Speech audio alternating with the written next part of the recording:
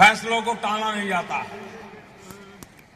अब भारत ने एक नया स्वभाव बना लिया है। फैसलों को टालने का वक्त चला गया। अब हम फैसलों को हर चुनौतियों से हम टकराने की तैयारी करके आगे बढ़ रहे हैं। लक्ष्य तय करके योजनाओं को समय पर पूरा किया जाता है। ये भारत में बदलते हुए वर्क कल्चर का उदाहरण है। ये न्यू इंडिया है। ये न्यू इंडिया का जीता जागता सबूत है। यही वजह है कि पहले जहां देश में हर दिन ये हल्ला मचता था कि इतने करोड़ इस घोटाले में गए, उतने करोड़ उस घोटाले में गए, भाई और बहनों, जब साफ नियत, स्पष्ट नीति, उसके साथ निर्णय लिए जाते हैं तो देश का पैसा बचता है। जब एफिशिएंट तरीके से काम किया जाता है, जब मौजूदा संसाधनों का अच्छे से अच्छा उपयोग किया जाता है, तब देश का पैसा बचता है। टेक्नोलॉजी की मदद से हमारी सरकार ने डायरेक्ट बेनिफिट ट्रांसफर स्कीम के जरिए देश के 57,000 करोड़ रुपए से ज्यादा की लागत गलत हाथों में जा रही थी, उसे बचा लिया है। गरीब का पाई पाई बचाने का काम किया है। डायरेक्ट बेनिफिट स्कीम यानी सब्सिडी का, पेंशन का, स्कॉलरशिप का, मजदूरी का जो पैसा लोगों के बैंक खाते में सीधे पैसा ट्रांसफर किया जाता है। पहले ये राशि फर्जी नामों के सहारे बिचौलियों के पास चली जाती थी। अब ये सारा खेल हमारी सरकार ने बंद कर दिया है। इस तरह देश के लोगों का और विशेषकर मध्यम वर्ग का पैसा बच रहा है। हमारी उजाला योजना, भाई और बहनों, वर्ष 2014 में पहले जो एलईडी बल्ब हिंदुस्तान में 350 रुपयों से ज्यादा का था, वो अब 40-50 रुपये में मिलने लगा है। कहां 300, 350 रुपया और कहां 40-50 रुपया। सस्ते एलईडी के अलावा जो लोग अपने घरों में इनका इस्तेमाल कर रहे हैं, उन्हें हर साल 15,000 करोड़ रुपए के अनुमानित बचत बिजली के बिल में हो रही है। ये मध्यम वर्ग के परिवार को लाभ हुआ है। साथियों, आप जानकर के आश्चर्य होगा कि जितनी बिजली इन एलईडी बल्बों से बच रही है, उतनी बिजली के उत्पादन में देश को 45,000 करोड़ रुपए से ज्यादा खर्च हो जाते हैं। अगर लोगों की बचत और देश की बचत, इन दोनों को जोड़ा जाए तो बचत का आंकड़ा बनता है करीब 60,000 करोड़ रुपए।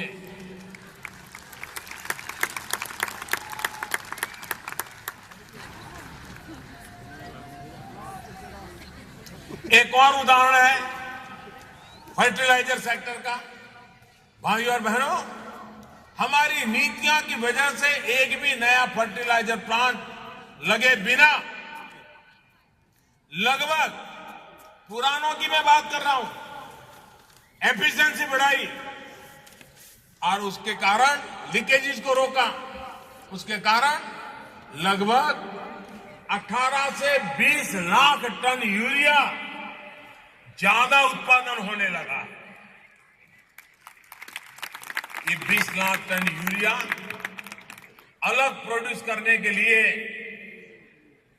करीब 7 से 8 हजार करोड़ रुपए का सरकारी खर्च करना पड़ता, जो बच गया और यूरिया मिलने लग गया।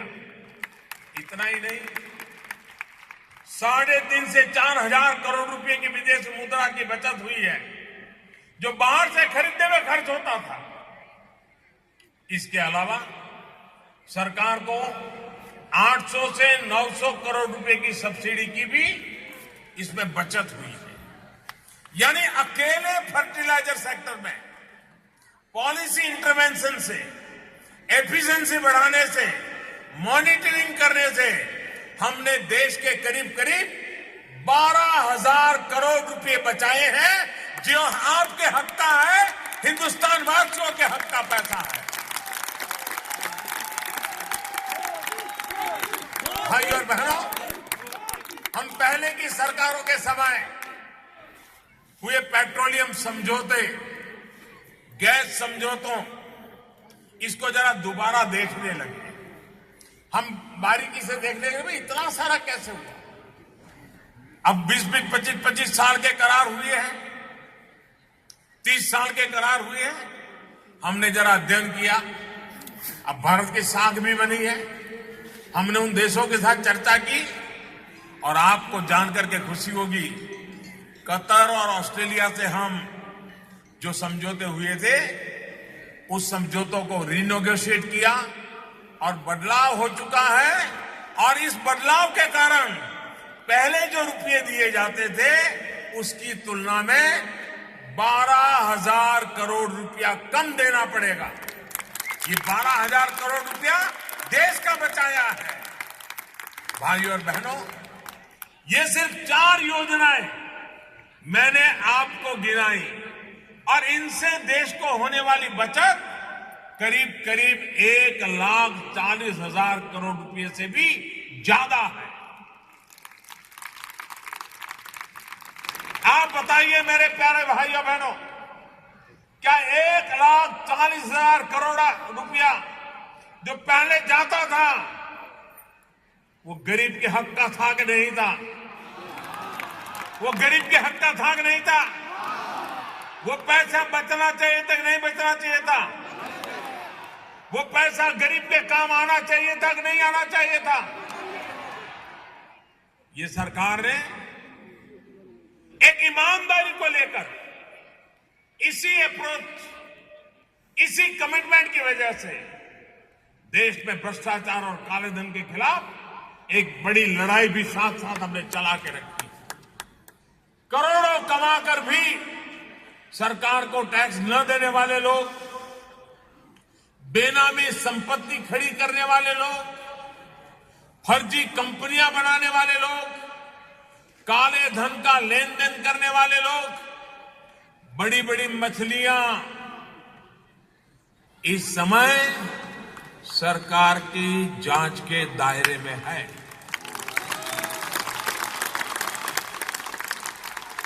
पिछले 1 साल में आपको जानकर के आश्चर्य होगा, पिछले 1 साल में करीब करीब 3.5 लाख, आप चौंक जाएंगे, करीब करीब 3.5 लाख संदिग्ध कंपनियों का रजिस्ट्रेशन सरकार रद्द कर चुकी है, ताले लगा दिए।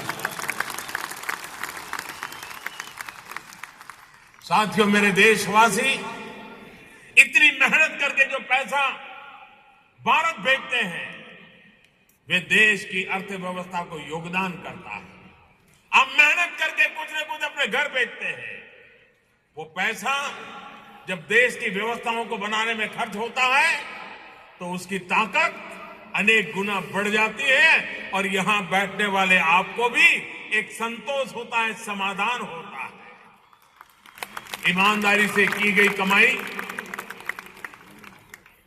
ईमानदारी से इस्तेमाल अगर होती है तो उसका कितना बड़ा परिणाम आता है, और हमने इस ईमानदारी को आगे बढ़ाने का दायित्व उठाया है। साथियों, आपको यहां कभी कभी किस तरह की चुनौतियों का सामना करना पड़ता है, उस बारे में भी हम सजग हैं। आपको होने वाली परेशानियों को लेकर हम ओमान सरकार के साथ लगातार संपर्क में रहते हैं और पूरी कोशिश करते हैं कि आपकी परेशानी जल्द से जल्द खत्म हो।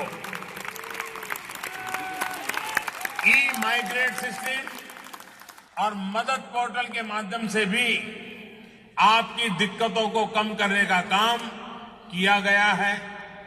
सरकार के ऐसे अनेक प्रयासों का ही परिणाम है कि आज विदेश में रहने वाले हर भारतीय में एक विश्वास जगा है।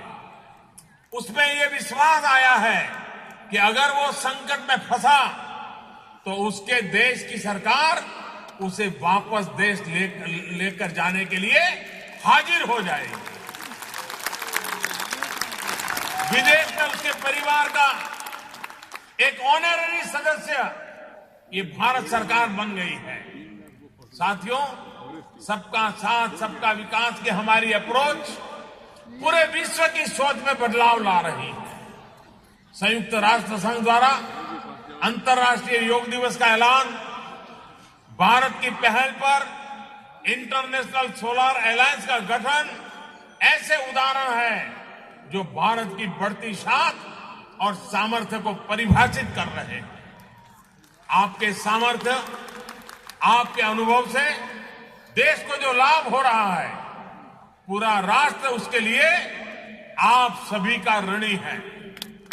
मैं आपको देश के विकास का, राष्ट्र निर्माण का एक महत्वपूर्ण हिस्सेदार मानता हूं। मैं पार्टनर मानता हूं। न्यू इंडिया के सपने को पूरा करने में आपके संकल्पों का प्रभाव भारत में भी दिखाई देगा, ये मुझे विश्वास है। आप सब मेरे भाई बहन, ये मेरा सौभाग्य है कि आज मुझे आपके दर्शन का अवसर मिला।